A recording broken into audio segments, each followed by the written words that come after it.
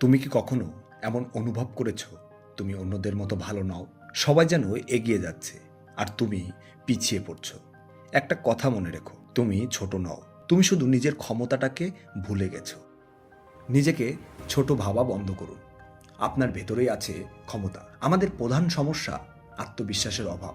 আমরা নিজেরা নিজেদের সবচেয়ে বড় সমালোচক। নিজেকে বলি আমি পারবো না, ওরা অনেক ভালো, আমার ভাগ্য খারাপ। এভাবে আমরা নিজেদের সম্ভাবনাকে নিজেরাই মেরে ফেলি।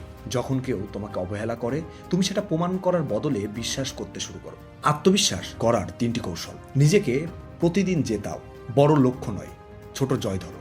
একটা কাজ সময় মতো করো, যেমন সকালে উঠে পানি খাওয়া, ব্যায়াম করা। এই ছোট ছোট জয়গুলো তোমার আত্মবিশ্বাস গড়বে ইটের মতো সব। তুলনা নয়, অনুপ্রেরণা নাও। তোমাকে কারো মতো হতে হবে না। তুমি সেই তুমি যার গল্প একেবারে আলাদা। অন্যদের সফলতা দেখে নিজেকে ছোট ভাববে না, বরং শিখে নাও কিভাবে তারা করছে।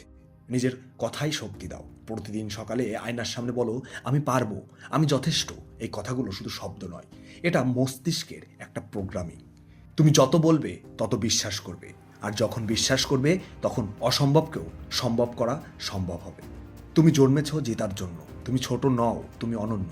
যেদিন তুমি নিজের ভেতরের শক্তিকে বিশ্বাস করবে, সেদিন কেউ থামাতে পারবে না তোমাকে। ভিডিওটি যদি ভালো লেগে থাকে, একটু হলেও আগুন জ্বালিয়ে দেয়, তাহলে একটা লাইক এবং কমেন্টে লিখো আমি যথেষ্ট। আর সাবস্ক্রাইব করো, কারণ আমি তোমার এই যাত্রায় পাশে আছি প্রতিটি ধাপে।